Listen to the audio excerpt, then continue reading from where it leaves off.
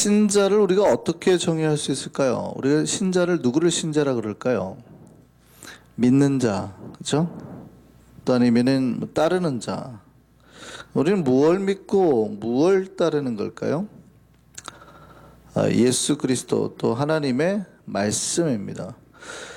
우리는 사실은 하나님의 말씀대로 살기 위해 부름받은 사람들입니다. 그러니까 하나님 이 말씀대로 살으라고 부름받은 사람이고, 우리도 하나님 말씀대로 살겠다고 하나님하고 언약을 맺은 사람들이에요. 그러니까 우리가 하나님의 말씀대로 살겠다고 언약을 맺었기 때문에 하나님이 우리의 하나님이 되시는 거고, 우리는 하나님의 백성이 되고, 하나님 우리를 지키시고 복 주시는 거예요. 그러니까 우리가 하나님의 백성이 되고 하나님의 복을 받는 그 조건이 뭐예요? 언약을 맺은 그 계약이 내가 당신의 말씀대로 살겠습니다 이거예요. 그러니까 백성들이 하나님의 말씀대로 살지 않으면 그 복은 파기되는 거죠. 이해되시죠? 그 언약은 파기되기 때문에 우리 삶에 여러 가지 문제가 발생을 하게 되는 거예요. 그러니까 백성들이, 오늘 많은 신자들이 왜 내 삶에 문제가 일어나는지를 잘 몰라요. 계약 파기는 하나님 쪽에서는 한 번도 일어난 적이 없습니다. 항상 언제 일어나냐면 백성들이 하나님 말씀대로 살지 않을 때. 출애굽기 19장 말씀 보겠습니다. 이게 이제 언약을 맺은 말씀입니다. 이 언약이 그대로 이스라엘 백성이나 우리에게 그대로 이제 적용이 되는 겁니다. 자, 출애굽기 20장이 바로 이제 십계명이 나오는 장이죠. 그래서 이제 하나님이 십계명을 우리에게 백성들에게 주기 전에 이제 계약을 맺는 장면입니다. 우리가 많이 봤으니까 무슨 말씀인지 알 겁니다만 다시 한번 보시죠. 세계가 다 내게 속하였나니 너희가 내 말을 어떻게 해요? 잘 듣고. 다시 한번, 너희가 내 말을 어떻게 해요? 잘 듣고 내 언약을 지키면. 첫 번째가 하나님 말씀을 잘 듣는 거예요. 하나님 말씀을 잘 듣고 그 언약을 지키면서 살면 이라는 조건이에요. 그 다음에 너희는 모든 민족 중에서 내 백성이 되겠고 너희가 내게 대하여 제사장 나라가 되며 거룩한 백성이 되리라. 너는 이 말을 이스라엘 자손에게 전할지니라. 자, 이 말을 전하고 너희가 그럼 앞으로 내 말을 잘 들을래? 나와 언약을 지킬래? 내 말을 잘 지키고 살래? 그러면 너희가 내 백성이 될 거고 너희가 거룩한 백성이 될 거고 뭐 하나님의 뭐 복을 받을 거고 이제 이렇게 되는 거죠. 우리가 하나님 백성이 되고 하나님의 돌보심을 받고 하나님의 복을 받는 조건은 뭐냐면 우리가 하나님의 말씀을 잘 듣는 거예요. 그리고 하나님의 언약을, 하나님과 지켰던 이 언약을 지키고 사는 거예요. 자, 우리는 얼마나 하나님 말씀을 잘 듣고 또 그 말씀에 순종하며 살까요? 왜 신자들에겐 철저한 순종이 요구되는 걸까요? 우리 삶에서 그 하나님 말씀을 철저히 지키면서 사는 것이 또 얼마나 어려울까요? 오늘 본문에서는 이제 땅 분배에 대한 이야기가 나옵니다. 이제 그 점령한 땅을 지파별로 나누는 겁니다. 이스라엘 백성들이 이 땅을 뽑을 때 이제 제비뽑기를 사용했죠. 그러니까 공평하게 하기 위해서 이제 제비뽑기를 했습니다. 보통 주석가들의 의견으로는 보통 이 제비뽑기를 할 때 2개 항아리를 썼다 그래요. 한 항아리에는 지파의 이름을 넣은 그 종이를 넣고 사인을 넣고, 다른 항아리에는 그 지파 수에 맞춰 기업을 나눈 지역의 쪽지를 넣은 거죠. 그래서 지파의 명칭을 기록한 쪽지를 넣은 항아리에서 먼저 제비를 뽑고 그 다음에 기업의 이름을 넣은 쪽지를 뽑았다, 뭐 이렇게 보통 주석가들이 생각을 합니다만, 우리가 알다시피 요단강 그 동편 지역은 이미 르우벤 지파나 갓 지파나 므낫세 반 지파로 넘어갔습니다. 그래서 므낫세 반 지파라는 얘기는 므낫세 반이라는 지파가 있는 게 아니고 므낫세 지파 중에서 절반은 요단 동편 땅을 취하고 절반은 요단 서편 땅을 취합니다. 그러니까 요단강 지류를 중심으로 나눠지는 거죠. 그래서 이미 요단 동편 땅을 분배받았던 사람들은 우선 여기서 빠지고 이제 요단 서편 땅을 분배받게 되는데요. 그 지파를 제비뽑기한 순서는 이렇습니다. 유다, 에브라임, 그다음에 므낫세 절반 남아있던 그 지파, 뭐 이렇게, 그다음에 베냐민, 시몬 이렇게 가는데, 이렇게 순서를 정한 이유는 아마 뭐 유다와 에브라임의 힘이 강력했기 때문이겠죠. 당시에 유다와 에브라임의 힘은 굉장히 이제 갈수록 커집니다. 이제 우리가 사사기로 넘어갈수록 느껴지는 거지만 이 유다와 에브라임 간의 권력 갈등은 굉장히 세집니다, 이제. 왜냐하면 이 두 지파가 유일하게 가나안 12정탐꾼에서 남은 사람이죠. 유다 지파에선 갈렙이, 그다음에 에브라임 지파에서는 여호수아가, 이 두 지파만 남았기 때문에 굉장히 강력한 권력 구조를 이제 지파가 가지게 돼, 권력의 힘을 지파가 가지게 됩니다. 물론 더 이전으로 넘어가면, 창세기로 넘어가면 이제 야곱의 아들 중에서 앞에 뭐 르우벤, 시므온, 레위는 다 떨어져 나가고 유다 지파가 장자 지파가 되는 거고요. 야곱의 축복처럼 이제 요셉 지파에서 또 복의 호를 가진 복의 권력자가 나오게 되겠죠. 어쨌든 예언을 이루는 두 지파입니다. 그래서 처음에 이제 유다 지파가 땅을 분배받고, 오늘 본문에 이제 요셉 자손이 땅을 분배받는 거 나오는데, 요셉 자손은 두 개겠죠. 두 지파겠죠. 므낫세 지파하고 그다음에 에브라임 지파. 네, 이 두 지파가 이제 땅을 분배받게 됩니다. 요셉 자손이 차지한 땅은 가나안 땅의 중앙 지역입니다. 서쪽으로는 요단강, 동쪽으로는 요단강, 서쪽으로는 지중해까지, 남쪽으로는 이제 단, 베냐민, 북쪽으로는 아셀, 스불론 이렇게 경계한 땅입니다. 우리 이렇게 오늘 거의 16장 1절에서 9절까지가 다 그 지역 이야기라 우리가 이렇게 말하면 어딘지 모르죠. 그러니까 미국 사람에게 예를 들어서 충청남도 땅이 어디냐 그러면은 위쪽으로는 충청북도와 경계를 하고 남쪽으로는 경상북도 이쪽 지역에 문경과 이렇게 아무리 설명을 우리가 해도, 미국 사람 해도 우리는 다 그려지지만 모르잖아요. 못 알아듣는단 말이죠. 지도를 한번 보시죠. 지도 한번 보시고 난 다음에 잘 보이시나요? 재밌게 므낫세 지파가 굉장히 넓은 땅을 차지합니다. 파란색으로 되어 있는 지역이 므낫세 지역이죠. 그러니까 므낫세가 요단 동편 땅과 서편 땅이 굉장히 넓은 지역을 차지하고요. 그 밑에 이제 약간 핑크빛 나는 게 이제 에브라임 지파입니다. 그러니까 요 중앙 지역, 아래가 유다 지파니까, 요 아래 유다 지파는 주로 이제 사막이 많죠. 그러니까 저기가 가장 집중되는 이스라엘의 중앙 땅이에요. 가나안 땅의 중앙 땅이에요. 자, 저기를 이제 요셉 지파가 가져가게 됩니다. 자, 이제 땅을 분배받았다는 얘기는 그동안에 수고한 모든 이제 복을 누렸다는 얘기예요. 그동안에 전쟁하고 아니면 40년의 여러 가지 세월을 지나고 430년의 시간을 지나서 하나님의 약속이 드디어 임하는 그때거든요. 이때 백성들의 마음이 얼마나 좋을까요? 드디어 하나님으로부터 뭔가 얻어지는 게 있을 때거든요. 오랜 기다린 그때 얻어질 때. 얼마나 좋을까요? 그동안의 모든 수고한 것을 한꺼번에 보상받는 이 느낌. 자, 이럴 때 우리가 하나님 앞에 더 얼마나 말씀에 철저하게 순종할 수 있을까요? 아니면 오히려 이럴 때 우리가 슬쩍 넘어갈까요? 어떤 여러 가지 문제나 죄들을. 이게 무슨 말이냐면, 제가 쉽게 한번 말씀드릴게요. 저는 로또를 하는 것이 별로 좋지 않다고 생각합니다. 그러니까 잘 아는 은퇴하신 지구촌교회 이동원 목사님이 어떤 신자 집사님이 로또 복권에 당첨됐다고 왔어요. 그랬더니 혼내고 쫓아냈다 그러죠. 그러니까 하나님이 우리를 얼마나 사랑하지 않는가를 알고 싶으면 복권을 해라. 복권을 해서 당첨되면 하나님 우리를 사랑하시지 않는 것이다. 이동원 목사님이 그런 얘기를 하셨습니다. 물론 우리 신자들 중에는 지갑 속에 복권을 하나씩 가지고 다닐 줄 모르시는데요.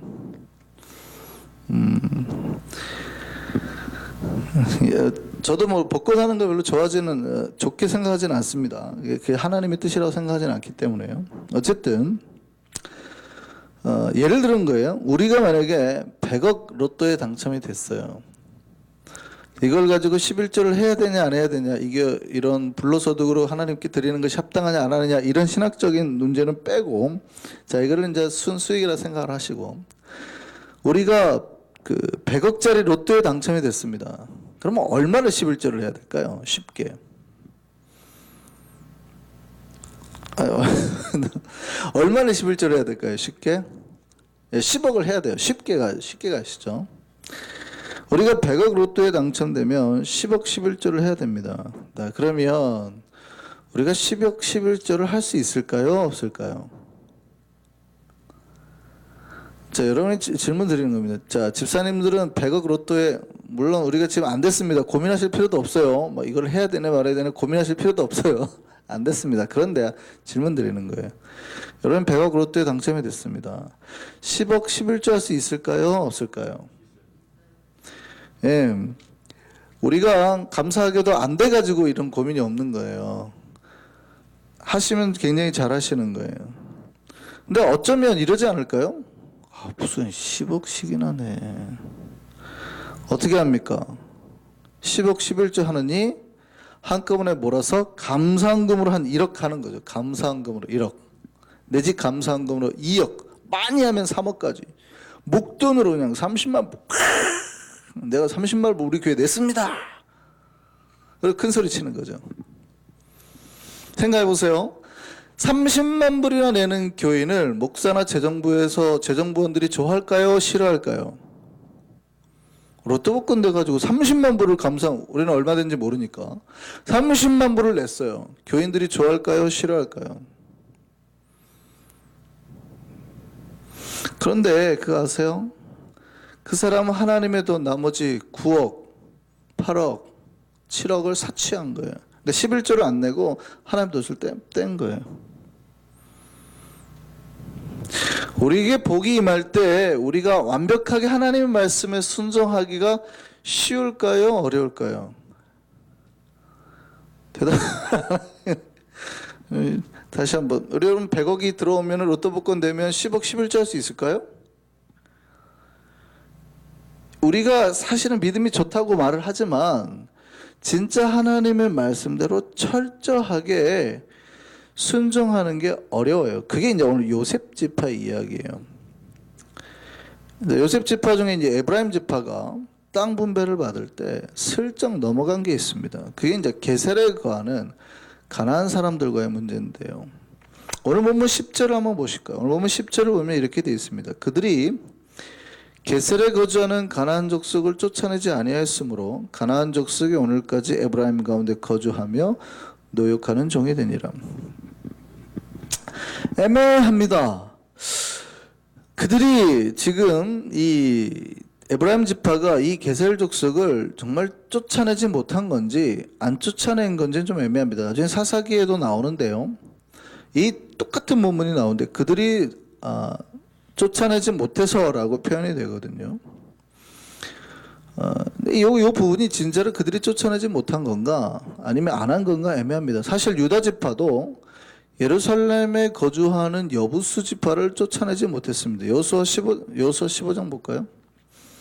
자, 예루살렘 주민 여부수 족속을 유다 자손이 쫓아내지 못하였으므로 여부수 족속이 오늘까지 유다 자손과 함께 예루살렘에 거주하느니라. 그러니까 오늘까지라는 표현은 계속해서라는 얘기예요.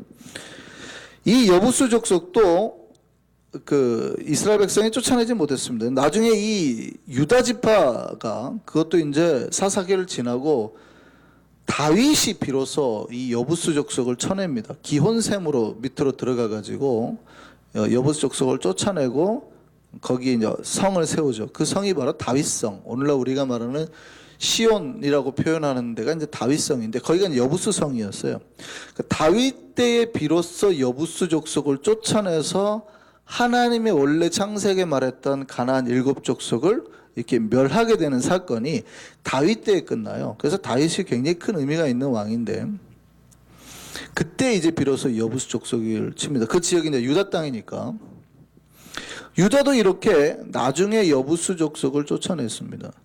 그런데 말씀을 자세히 보면 유다 지파가 예루살렘에서 여부수 족속을 쫓아내지 못한 거는요. 그때 당시 힘이 없었어요. 왜냐하면 다윗이 비로소 샘물로 들어가서 그들을 공격해서 이겼지 성 자체로 보면 완벽하기 때문에 공략할 수가 없어요. 그러니까 다윗 때도 이미 어떤 왕권을 가지고 있는 누군가가 공략하려고 해도 너무나 강력한 성이란 얘기죠. 그러니까 그들을 어떻게 해볼 수가 없었다는 표현입니다. 그런데 에브라임 지파가 이 게셀 그 가나안 사람을 쫓아내지 못한 거는요, 힘이 없어서가 아니었어요. 에브라임 지파는요, 게셀 지파를 멸하기보다는 그들을 종으로 쓰려고 했습니다. 그러니까 더 편한 삶을 살려고 한 거죠. 게셀 족속을 멸하라는 하나님의 말씀 대신 더 편리하고 풍족한 삶을 선택한 겁니다. 여러분 땅 분배를 받았습니다. 땅 분배를 받았을 때 여러분 이제 큰 집에 들어갔어요. 정말 큰 집에 들어갔는데 여러분 큰 집에 들어가면 걱정되는 게 하나 있죠. 여러분 예를 들어서 롱아일랜드에서 한 5에이크짜리 집을 사서 들어갔다 해보세요. 집 건평만 1에이크가 넘어요. 뭐가 걱정이 됩니까?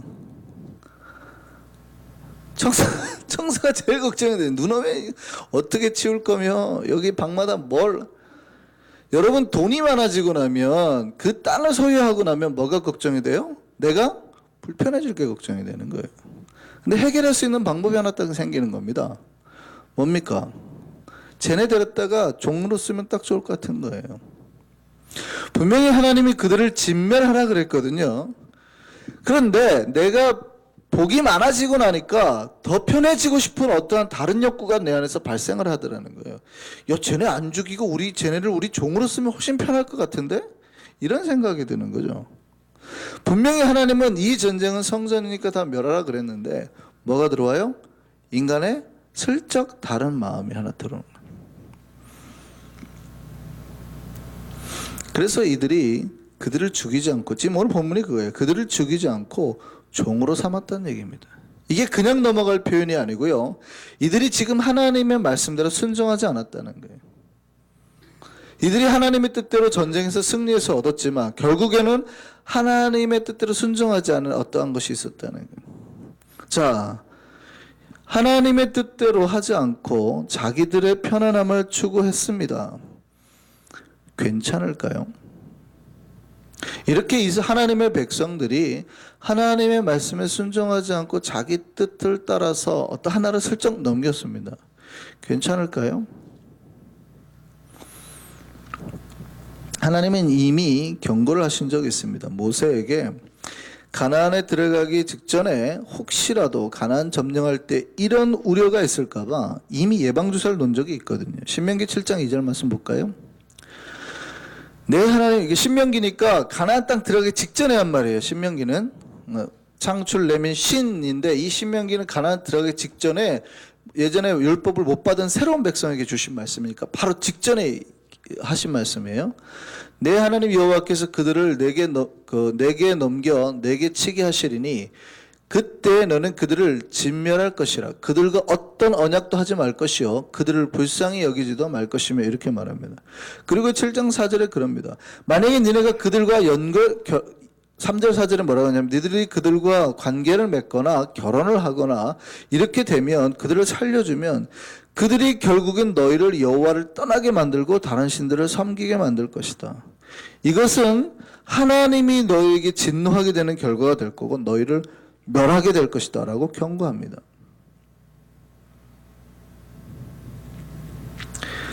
이 조그마한 실수가 결국에는 뭐를 만들어내면 이스라엘이 우상 숭배의 길로 들어가는 통로를 만들어 버립니다. 에브라임 지파의 이 실수가.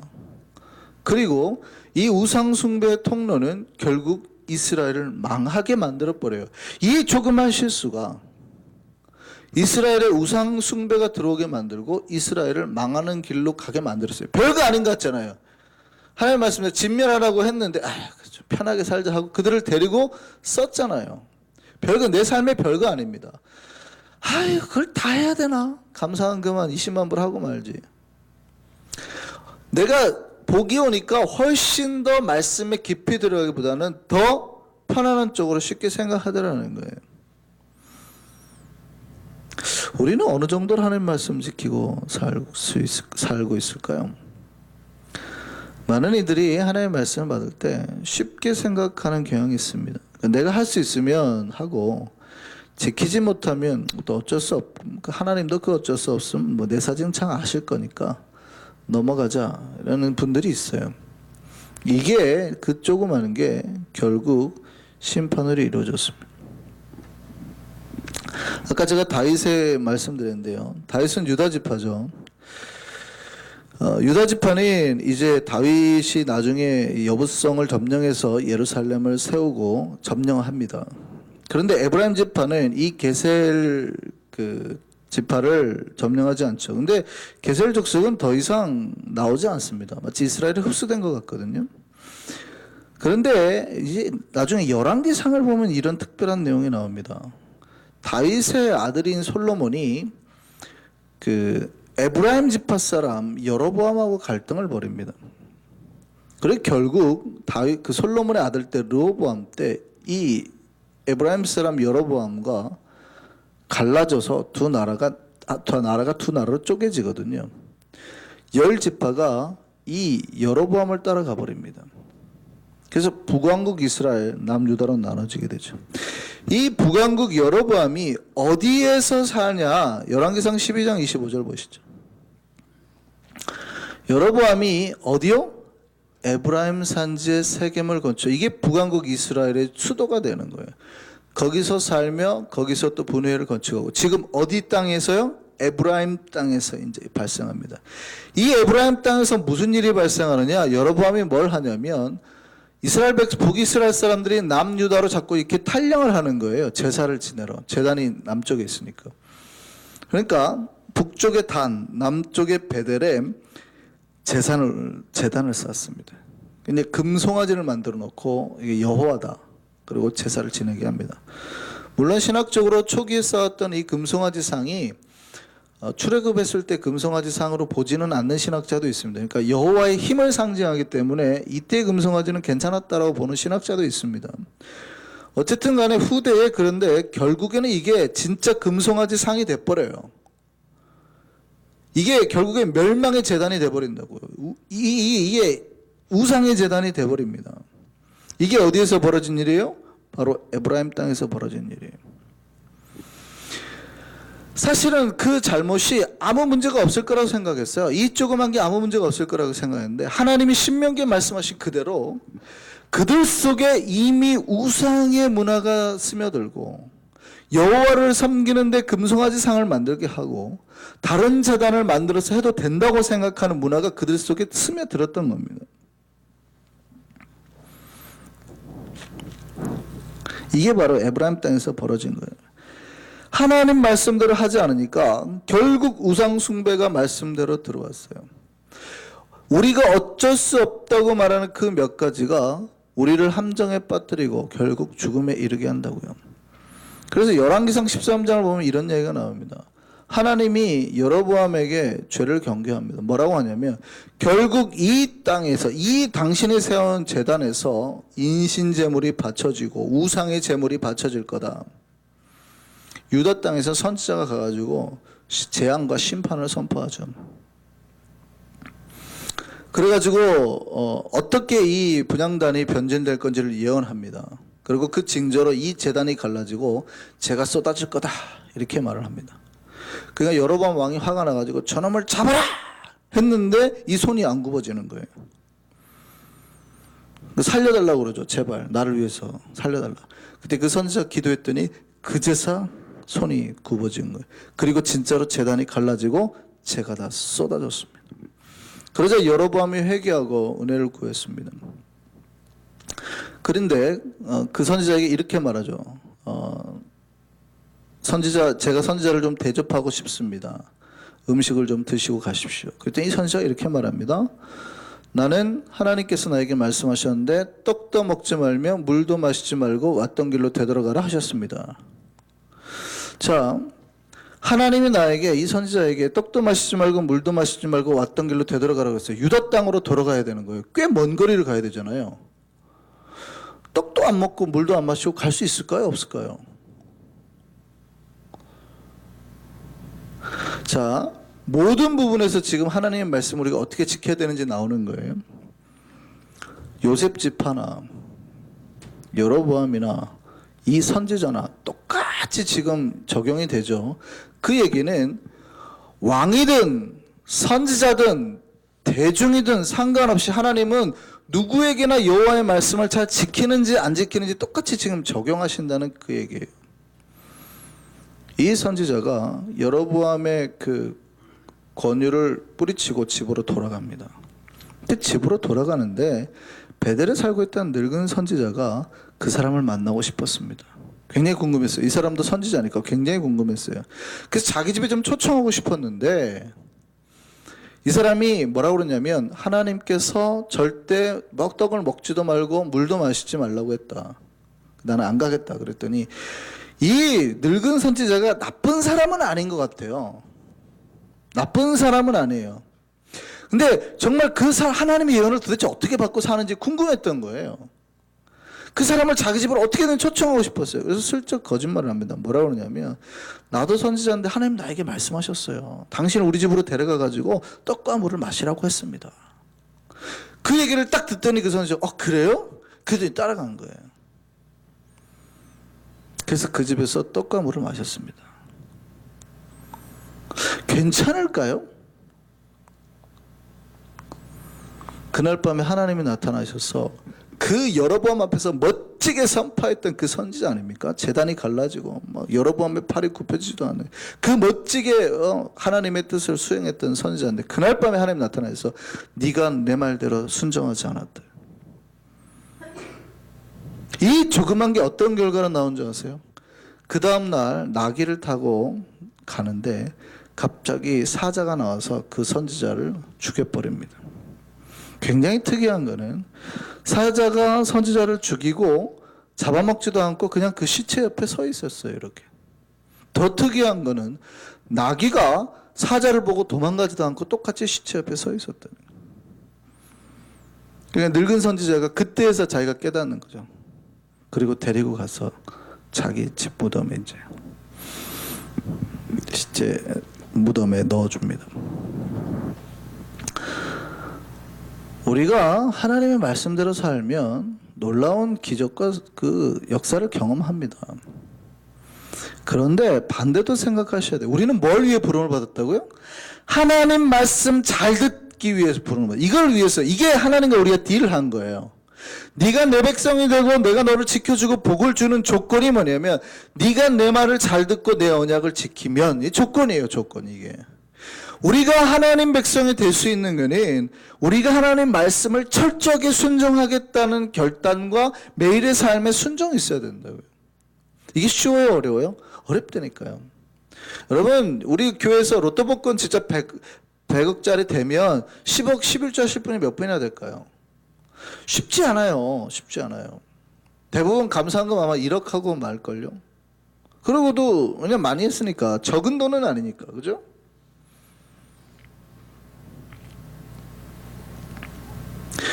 우리가 진짜 복을 못 받는 이유는요. 우리 삶에 항상 그런 마음이 있어요. 이 정도는 어겨도 되겠지. 이거는 조그만 거는 뭐 하나님이 다 이해해 주시겠지. 그런데 그 조그만 것이 민족에게는 멸망으로 개인에게는 심판으로 역사했다. 이게 성경이 계속해서 보여주는 거예요. 요셉 지파로 말미암아서 민족이 멸망하게 되고 그 민족 후손이죠. 여로보암의 지파까지. 하나님의 불순종으로 개인이 심판을 당하고 이게 계속해서 보여주는 거예요. 반대로예요. 하나님을 순종한 한 지파 때문에 구원을 받고 하나님의 순종한 예수 그리스도만 인류가 구원을 받고 하나님의 순종한 한 명이 그 한 명에게 대대로 복을 받게 되는 이런 역사가 똑같이 일어난단 말이죠. 우리는 이제 선택의 기로에 있습니다. 뭘 선택할까요? 저는 우리가 하나님의 말씀 그대로 잘 듣고 잘 지키며 그걸 위해 노력하는 주의 종들이 되길 소망합니다. 우리가 하나라도 하나님의 말씀을 어겨가지고 저주를 받는다 그런 얘기하는 거 아닙니다. 여러분 저와 여러분이 철저하게 하나님의 말씀대로 살 수 있다고 생각하세요? 그건 아니에요. 하나님이 그건 알아요. 그러나 우리가 하나님의 말씀대로 살기 위해서 기도하며 노력하며 조금이라도 변하려고 하는 모습을 보시면 하나님이 기뻐하시는 거거든.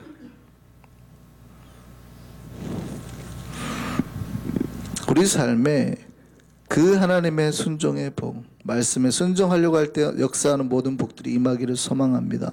주님은 반드시 말씀대로 따르려고 하는 자에게 승리의 기쁨을, 지고 있는 사람에게라도 역전승을 허락할 줄 믿습니다. 우리 모두 말씀을 받아서 그 순종의 복을 받아 누려 사는 우리 이성교회 우리 한성교회 되기를 소망합니다. 우리 기도하겠습니다.